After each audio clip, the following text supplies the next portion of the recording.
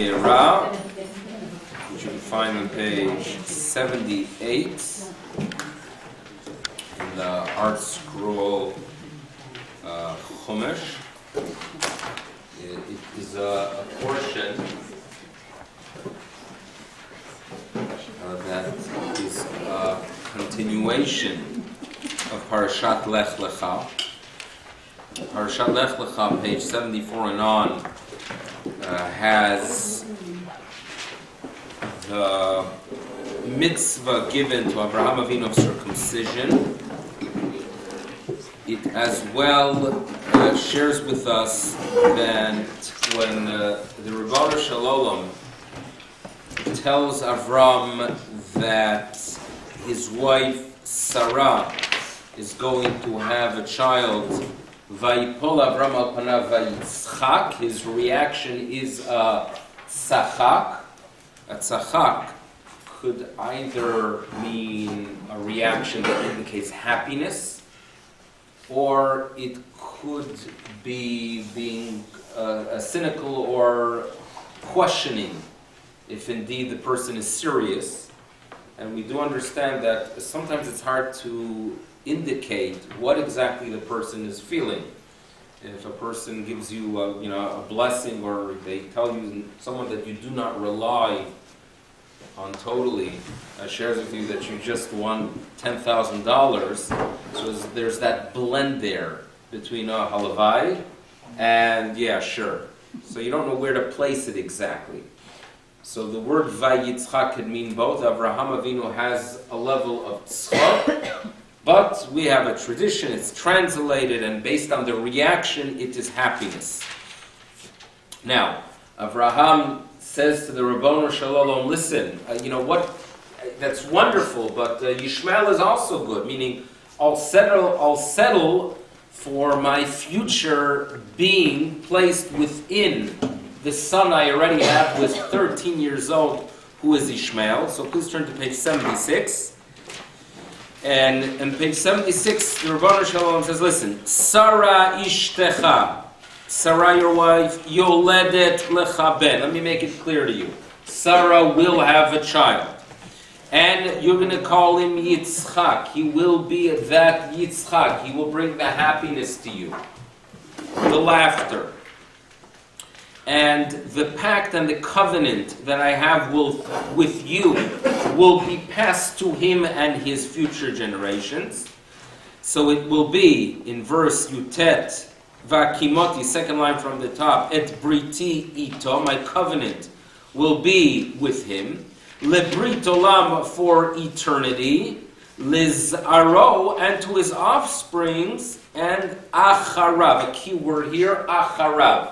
He is the future. He is going to be around for eternity. Not him physically, but my relationship with you will be around for generations to come, and that's a guarantee that I have, that there'll be in Acharav. There's going to be a future through him. Now you have to remember here that there's a land that Avram sees. There are a few parties that theoretically could claim a right over the land at this point. One of them is Yishmael. One of them would be Lot, because the reality is that he is mishpacha, he's a relative. And areas in the region were actually given to the children of Lot. So he has an eye on the land, or perhaps we could approach these parshiot with an understanding that he has a right over the land. But God says that the acharav, that the future of our covenant, which means, the role of teaching the world, the right over the land of Israel is given to you specifically. He goes through the circumcision, and now we can enter into this week's parsha. Avraham Avinu has 3 colleagues. 3 people that get along with him. Not bad. In the Middle East, have 3 friends. So he has 3 friends. He has Aner, Eshkol, and Mamre. Those are the 3. And we've discussed in the past how those names really symbolize the unique role that Avraham has. Avraham is supposed to be a light, like a candle to the 70 nations. That's our covenant. It's not a covenant of making us chosen and everyone else into infidels, but rather we are supposed to be a ner upon the nations. The 70 nations, the letter that corresponds to 70 is the Ein. So the aner, Ein, ner, corresponds to the idea of Avraham being a light upon the nations.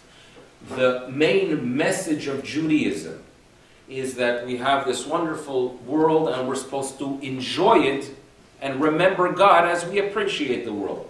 We are believers that we are supposed to study how the world works, see the hand of God in it, and appreciate it. And the whole idea of the brachot is we praise Him for it. There's a statement in the Jerusalem Talmud that a person is going to be judged after 120 if there was a good wine that he didn't drink. Now, that doesn't mean, don't take that Jerusalem Talmud and believe that now you're going to have to go ahead and walk into the LCBO or Mazel Wine or any other wine store and believe that you have this chiyuv, this obligation of drinking all the wine. Worry not. What the Jerusalem Talmud is telling us is that if a person had an opportunity to drink wine, but he said to himself, you know what, this is something that I'm going to act spiritual now, and I'm going to hold back from enjoying this world, that is a wrong decision. The right decision is that you should go ahead and enjoy it, make a bracha, recognize that there's a creator, and appreciate the good things in the world that are always symbolized by wine. Now,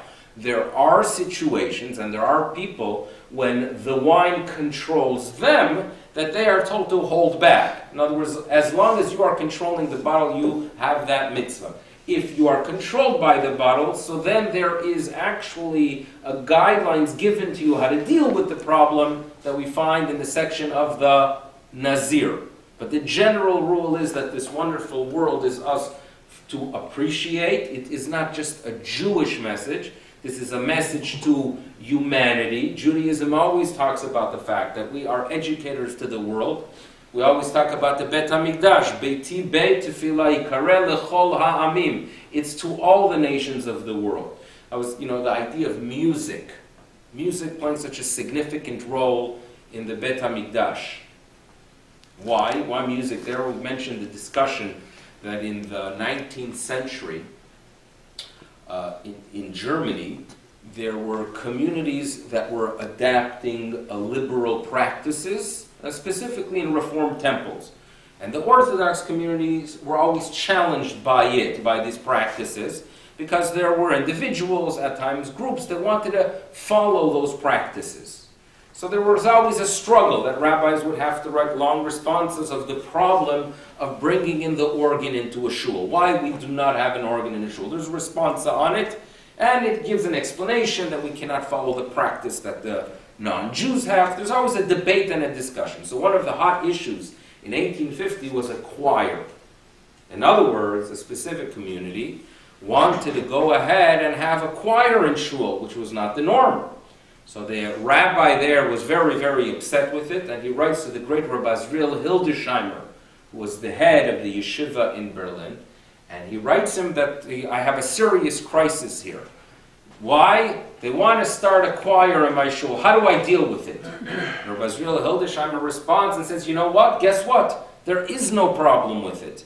Because we have a rule that any practice that was done by the people of Israel in the past, it has a stamp of approval. And even if others do it as well, they cannot take it away from us.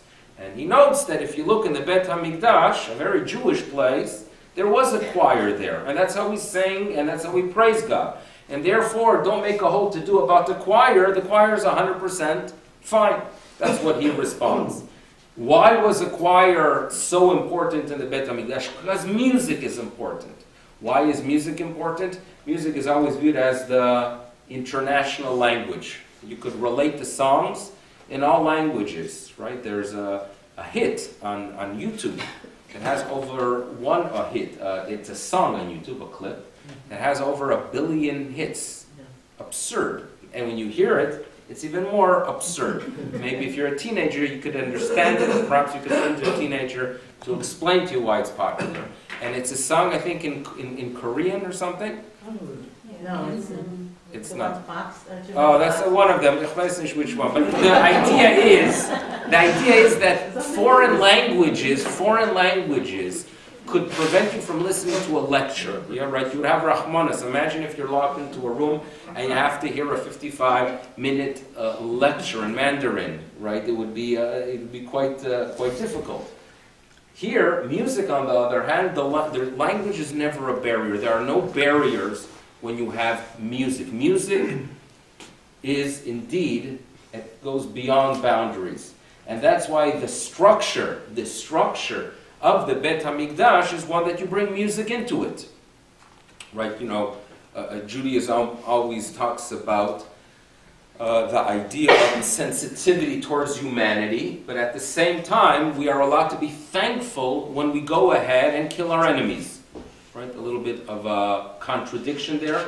We have to be sensitive to the welfare of humanity, but at the same time, when a miracle takes place and the people of Israel are saved, when they bombed the Iraqi nuclear reactor in 1981, right? A few people got killed there, among them, of course, some French scientists who were assisting the Iraqis in getting the information necessary for a nuclear bomb.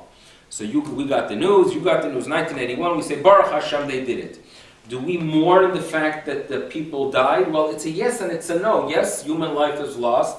But no, the reality is that when the enemies of Israel are wiped off the map, it's something that we are thankful for. So there is a well-known statement that as the Jewish people crossed the Red Sea, Bikshu Malache Hasharis, the angels, wanted to go ahead and sing a song. And the Ribono Shel Olam responds to them, Ma'aseh Yadai Tovim Bayam, my handwork, humans are drowning in the sea, Ve'atem Omrim, and you want to go ahead and sing a Shira. That means the problem Ribono Shel Olam had specifically is with a Shira in a song. And as a result of that statement, we have the tradition that when it comes to the last days of Pesach, after day one, we do not have a complete Hallel. When it comes to Sukkot, it's the complete Hallel. After day one, or here, day 1 and 2 of Pesach, we only have what we call the half Hallel. It's a big half. But what we do is we remove 2 sections from the Hallel as a reminder that something is incomplete. Now, why specifically do we make that adjustment in the realm of song? It is song that relates, Hallel is a song, the Beis HaMikdash is a song. Why does it relate specifically to song? And the idea is that song symbolizes the international community. Song symbolizes how humans all relate together. So it's true that we could go ahead and say, thank you, Ribono Shel Olam, for saving us. And we could go ahead and talk about the Nisim at the Seder night. We could go ahead and lift our cup and say thank you, Ribono Shel Olam, for the Makas Bechoros, for the fact that they slain the firstborn. But to go ahead and sing a Shira, Shira indicates a sensitivity, the international community coming together. And that was in the Bet HaMikdash. So that is what Judaism is about. Judaism is, yes, we have room for everyone. We are concerned about everyone. We want to teach our messages to the world around us. And the message we want to teach is enjoy the world while you remember the Creator. And that is the message of Eshkol, meaning Avraham had 3 colleagues. Aner, who was the light upon the nations, he symbolized that. Eshkol was like what is an Eshkol? A cluster of grapes, which symbolizes wine. So he was colleague number 2 that symbolized message number 2 of Avraham Avinu. But the 3rd colleague was Mamre. Mamre actually means a rebel as well. And that is, at times, you have to go ahead and rebel against the nations. Meaning, do not make all your decisions, your ethical decisions, based on how it will be perceived by the world around you. It would be very, very dangerous for our Judaism to exist in a realm that everything we do has to be understood to the nations of the world. We have to go through this irrational journey. We have to do many things, and that's what protects Judaism. Judaism is protected by us saying, you know what, we do not fully understand why we do it, but we do it anyway. And even though our main goal and our destination and our goal and our destiny is to reach out and educate humanity and that it should understand our wisdom, nevertheless, we have to stick to those areas that we are acting like rebels, people who do things when others do not appreciate why they are done. And the Brit Milah is one of them. And the Midrashim tell us that his other neighbor said to him, you're a little bit off for thinking that this is what God wants from you. And the one that told him, you know what, go ahead with it, is the Mamre. Mamre, who symbolizes rebel, do what you have to do, even if it is not fully understood by others, do it anyway. That's what Judaism is about. We do it because Hashem said so, even if the world thinks we are a little bit meshugget. And that's why the big Parsha begins, and we are introduced to Avraham recovering from it, Be'elonei Mamre, on page 78, Be'elonei Mamre. But what is Avraham Avinu doing? Again, this is a person that perhaps he has just experienced something very spiritual relating to God, but this is a person that has a concern for humanity, and what he is eyeing is his opportunity to reach out, and that's what he did his whole life. Every single time you read in last week's Parsha that Avraham builds an altar, and what he does at that altar is Vaikra b'Shem Hashem, he calls out in the name of God. Do not imagine him as the Meshuggah standing at Times Square warning that the world is coming to an end. If you don't believe in a specific person, you are doomed for eternity. Do not picture that calling out in the name of God that way. The way you are supposed to envision him calling out in the name of God is inviting someone in. Someone that is desperate after a long journey, that the only thing they've been eating is probably tuna fish if they're lucky. And they come in for a nice warm meal. He washes their feet who've been itching from sand for the past 3 weeks. He puts them under the shade. He takes care of them and shows that I am concerned about your welfare. Only afterwards is he going to go ahead and say to them, you know what, let's praise the Creator who gave us this food. And it's a Creator that believes in ethics and values. So that's how you have to envision, and that's what this portion tells us. He runs out to take care of their physical needs. And only afterwards will he tell them, all this physical bounty that we have is a gift from above. And that's always important that, the people who preach about ethics, if they're not concerned about your physical welfare, so obviously they're not really concerned about your spiritual welfare. There's a story of, there was a mashgiach in New York, Rabbi Mendel Kaplan, one of the yeshivas, who he was... Different Mendel Kaplan. Right, the very popular name, not the one in Thornhill. So Rabbi Mendel Kaplan was once visiting a city. He lived decades ago. And as he was davening Shachris in that community as a guest. No one knew who he was. He finished, someone walked over to him and said, hello. By the way, you were sitting for Mizmor Letoda. And the minhag is, according to what's printed in the Sidurim, you're supposed to stand. That was his first thing done to him. Meaning, he walks in, the one of the locals feels that he has a responsibility from above to tell the guest that he is doing something wrong. It's again, a Jewish shul. So Mendel Kaplan turns to him and says, why didn't you act? He said to him, I'm from out of town, obviously. You don't know if I have anywhere to eat breakfast. Your first question for me should be, do you have what to eat for breakfast? Afterwards, you could go ahead and start discussing the fact that I violated this awful thing of sitting when I'm supposed to stand. But your first question should be my physical welfare. What he was basically telling him is, you really don't give one bit of concern for my spiritual or physical welfare. It's just an opportunity for you to drive me a little bit nuts. If you would really be concerned, start with the physical needs. And that is Avraham Avinu. That's what this portion is about. That here's a person that's extremely spiritual. And if you take the words, Vayera elav, Hashem appears to him. He appears to him. He is in the presence of God. We learn from here the idea of God visiting the sick, or we should be following and emulating God visiting the sick. His concern is the welfare of humans, and he sees Vayisai, verse 2. Vayar v'nei shlosha anashim. It's well known that the Rambam read this whole section as a vision, that there were no actual 3 people there, Rashi, following the more traditional approach, the way we teach our children, is that there were actually 3 people there who were angels. So these are 2 schools of how to read this section. He runs to them, he makes them, and he offers them a whole meal. The menu is provided here. In verse 8, we're a little bit surprised to learn that this wonderful fleishik meal had as an hors d'oeuvre some cream and some milk.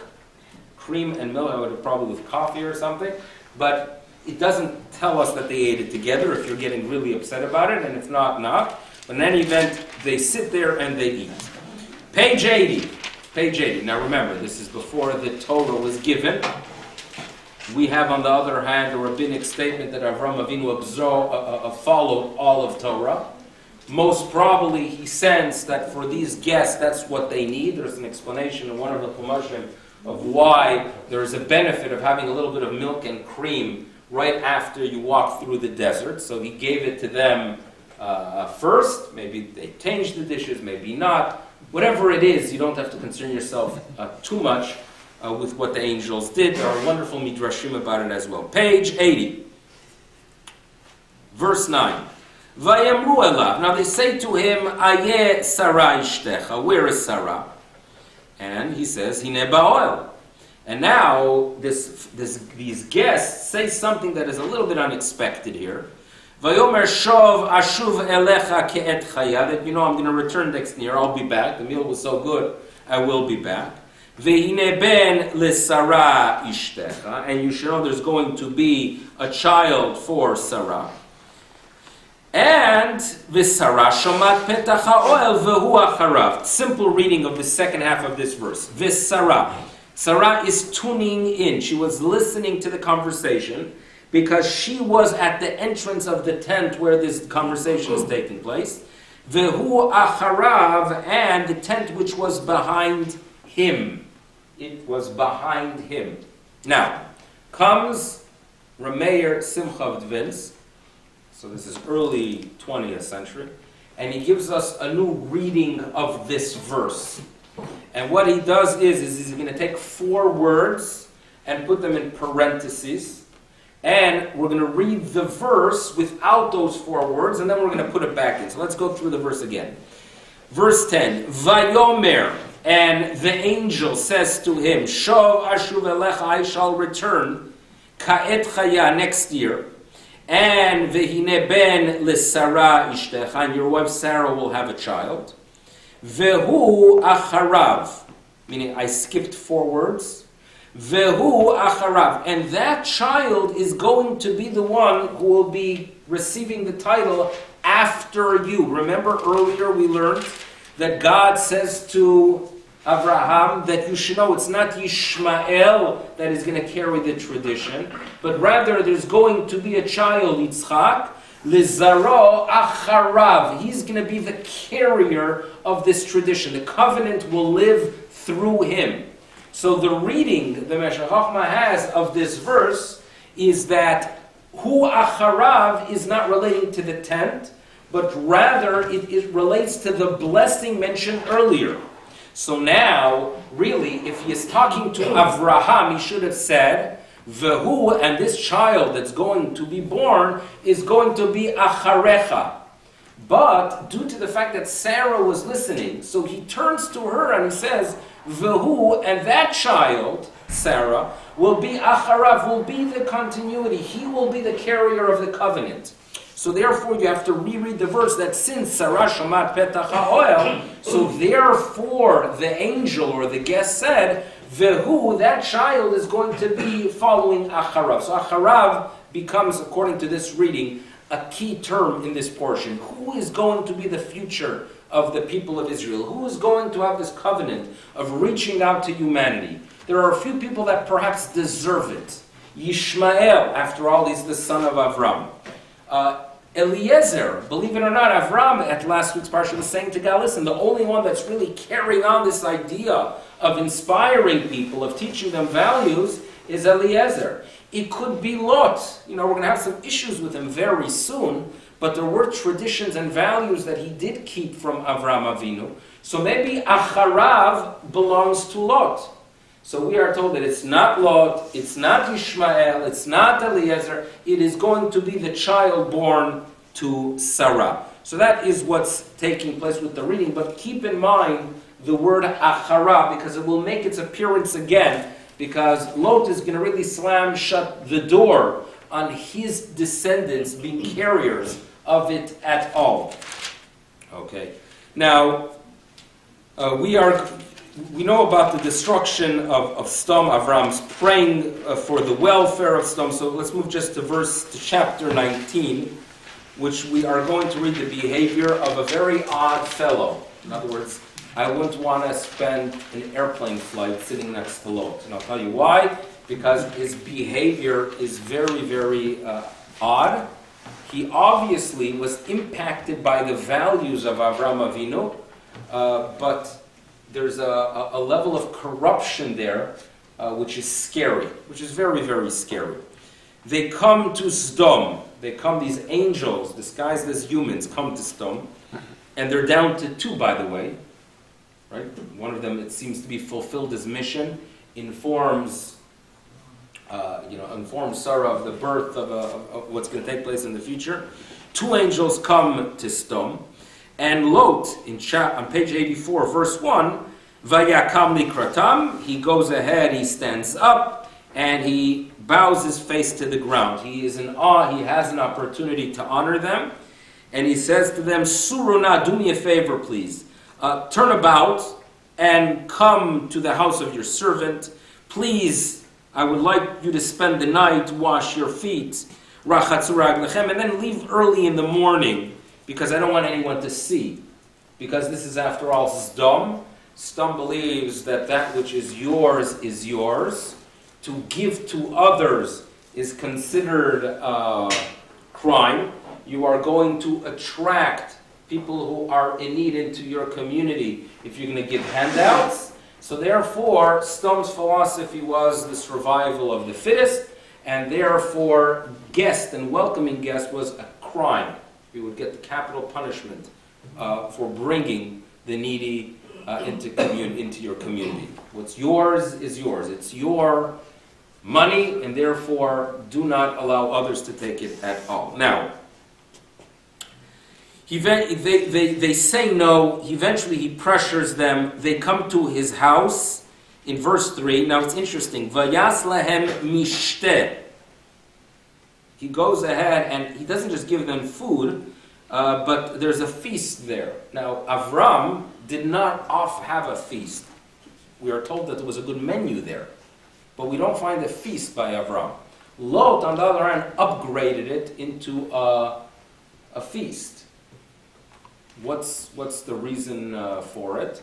So a few commentators note that whenever you find the word mishteh, it really means lishtot. And what was the drink of choice? Not ale, right? What was the drink of choice? Wine. And Lot was Mr. Wine. In other words, he enjoyed his wine very much so. And therefore, if guests come, he would do the hachnasat orchim with what was valuable for him. They're having a conversation, and the city is attacking. The city gets word that he has committed a serious crime. And in verse 5, they say, we want to get to know these people. They're interested in them. Verse 6, page 86.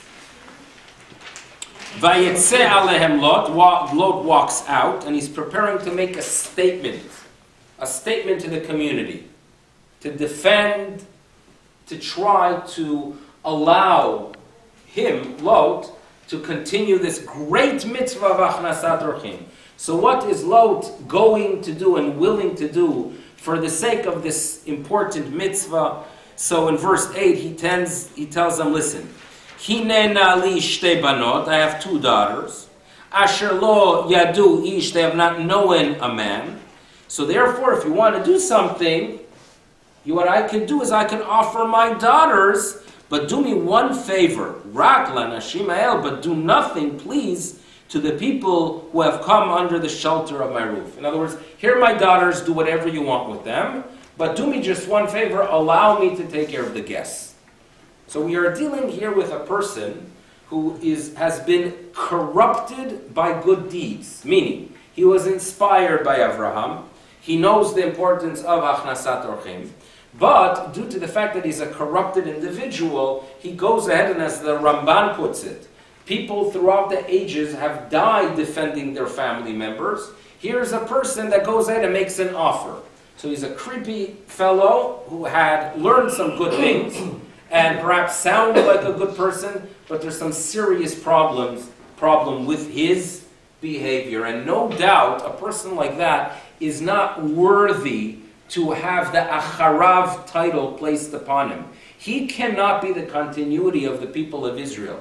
The Israelites, and our values have always been to be rational, to be ones who could rationalize many of our practices, but at the same time do things even if we do not fully understand them, because Rabbono Shalom wants us to do it. If we are acting irrational, if we are not acting in a civilized way, if we act like barbarians, Judaism is not going to save us.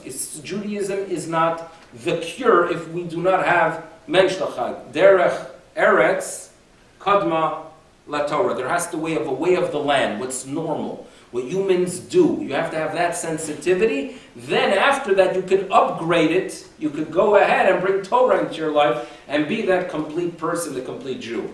Lot is lacking it, and therefore he shut the door on having the merit of his descendants being followers of the school of Avraham. Sagar Hadelet, he shut the door. And if you look carefully, in verse 6, what did he do? He shut the door, Acharav, behind him. But Acharav is a code word in this week's Parsha that it means having continuity. He shut the door on continuity. His behavior shut it. His wife's behavior, as we'll see, also it says the word Acharav appears there as well.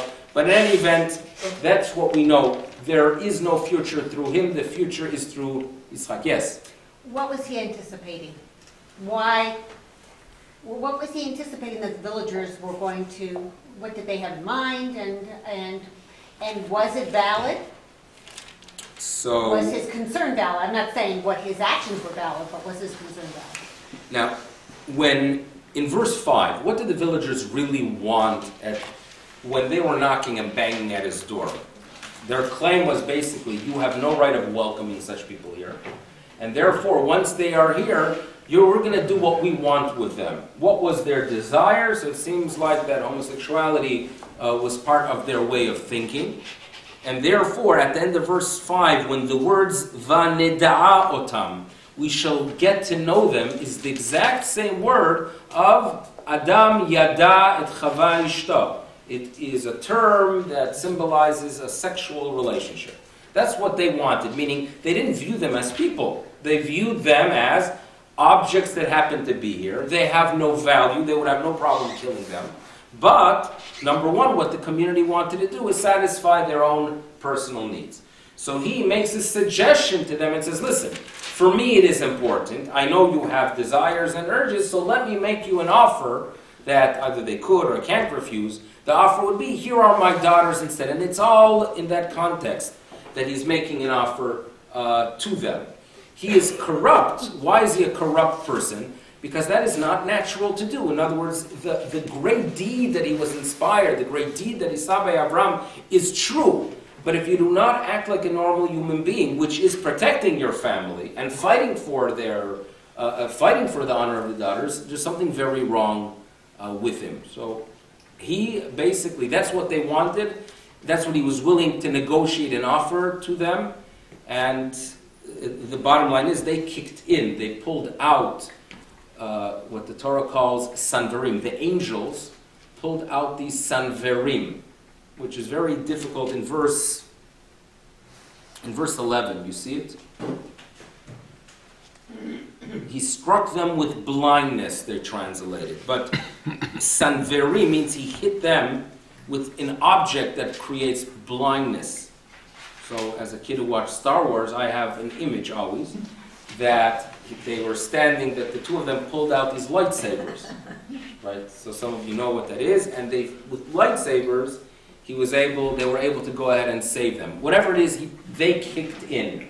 But if not for that, what Lot was going to offer was indeed corrupt. In this week's parsha, we're going to find again a reference to the idea that ethics has its place, but don't rely only on ethics. If you move forward to page 90, we are introduced to Avimelech, a new fellow in the land of Israel. In other words, the land of Israel is a mess, simply because it is designated for descendants of Shem, the son of Noah, supposed to be for Abraham. As Avram arrives in the land at age 75, that same moment, or during that period of time, the Knaanim, descendants of Ham, are conquering the land. So God is really testing him, because here God says, "This is the land for you." And as he is having that vision and hearing the words of the Creator, he sees these people conquering the land. So imagine the challenge he has.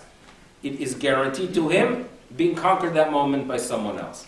Another problem he has is that there is this new group that settles in the area near modern-day Ashkelon and Gaza, and those are the Philistines, and they spread inward.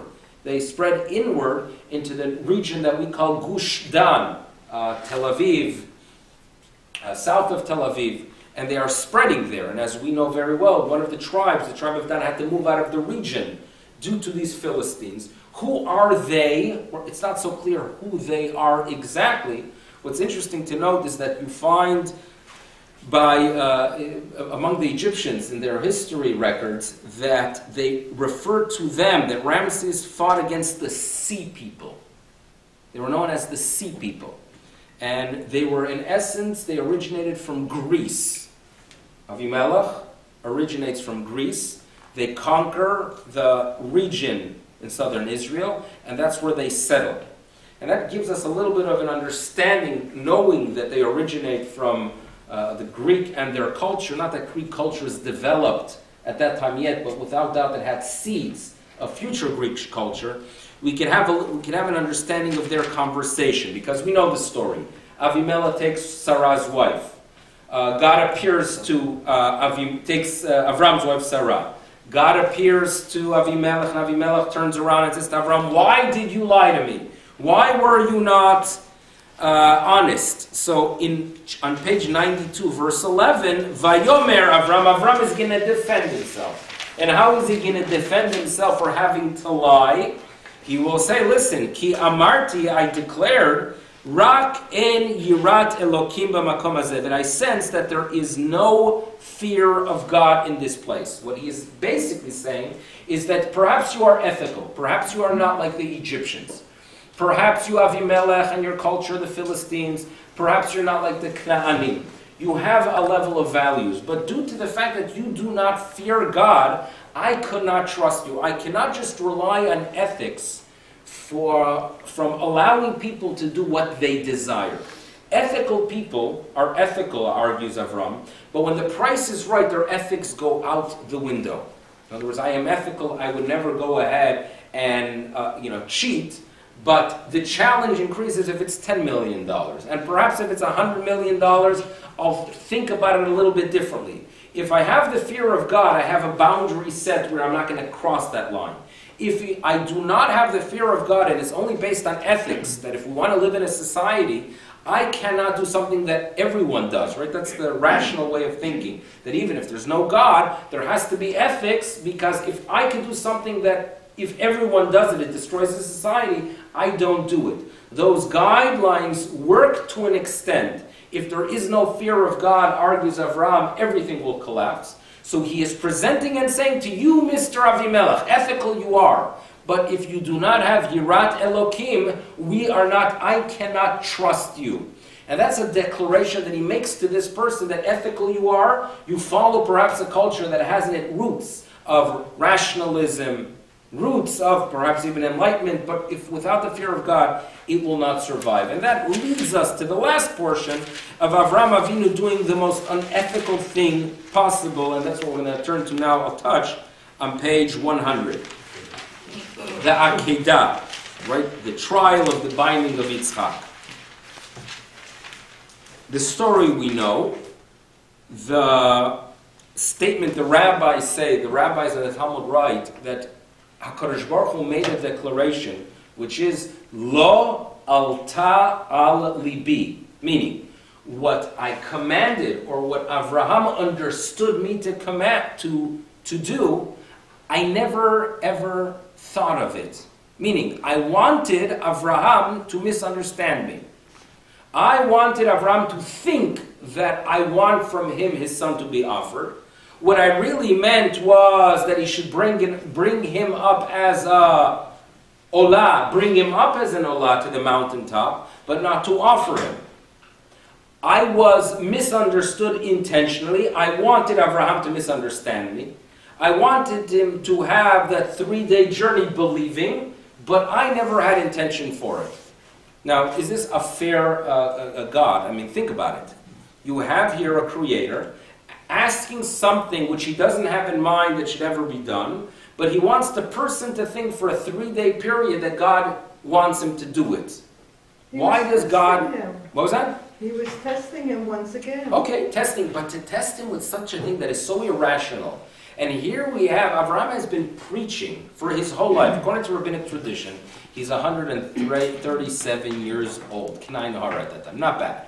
Now, I hope people were not wishing him Admea Yisrael. So now, his whole life, and from a young age, according to some rabbinic traditions from age 3, the Rambam says from age 40, he is preaching close to a century that God does not want human offerings.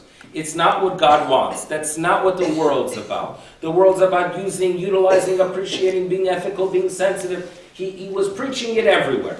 Comes this vision, and it's a vision that he has clarity when he's receiving it, that God wants him to offer his son.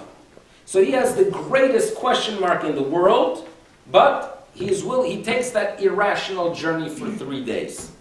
Okay, so God clarifies it eventually. But we have to realize that you test someone, this is something that is beyond the test. It is too great to understand, but what we really, really have to agree on is the following. We believe in what we call the rational mountaintop. The rational mountaintop. The rational mountaintop for Judaism is Bet HaMikdash and Har HaBayit. Meaning, when indeed we will merit, or when we had also in the past, a structure that was there for humanity, humanity understood its value and understood the messages that were transmitted and taught from that house. Humanity and the Bet HaMikdash, the structure is a very rational structure. The idea of the world coming together in one place is something that the West recognizes that is very, very important. The concept of the United Nations, not in practice, but the concept of the United Nations is a wonderful practice. That is rational. The concept of laws and a legislator that tells you right and wrong. Everyone agrees, and that was on the Bet HaMikdash as well. A house where there is song and where we connect to the Creator. All of that is very, very rational. We, Judaism, we have a destination, we have a destiny to reach the rational mountaintop. The only way we're going to reach it is if we have an irrational journey. Meaning if throughout the ages, Jews would have taken this idea that we're supposed to be rational, and then they would have rejected mitzvot that don't make sense. If they would have done it 1,000 years ago, we wouldn't be here today. The only reason we survived, the only reason that Judaism is around, the only reason there are Jews in Israel, there's a Jewish state, is because there were people committed to things that are irrational. Because you had institutions where people were sitting and studying day and night, the laws of shatnez. Shatnez is not rational. There's nothing rational about a problem of a blend of wool and linen. And you have people studying there in detail how to fulfill that mitzvah. There's nothing rational eating on Pesach matzah, but people were studying it in depth. The commitment we had to the irrational throughout this long journey is the only reason that eventually we're going to reach the rational mountaintop. And the journey of Avraham, the struggle, it's a painful struggle that he was going through in Akedat Yitzchak, the very painful struggle for 72 hours he was going through. That was not something that he could fully comprehend, that was not rational, but it was a commitment to the Word of God that led him. That's how you reach a mountaintop. And this symbolizes and it establishes a pattern for the people of Israel. That we go through the Galut. We went through many tsaras. People, the persecution that took place in Europe and throughout the Muslim countries. in the 19th century, in the 20th century. All that is a long journey which is not rational. It would be far more rational for us to just abandon everything, become like the nations of the world, and do what is more rational to survive. The people that had to give their life in Spain in 1492, in Portugal in 1497, that their children were taken from them. The rational thing would be just to forget it and to convert to Christianity. You only can reach a rational mountaintop if you go through this painful, irrational journey. It's not really the message that we take from here, and there's a lot more, but I thank you for listening. Yes? Don't we say Naaseh v'nishma, or Nishma v'Naaseh? So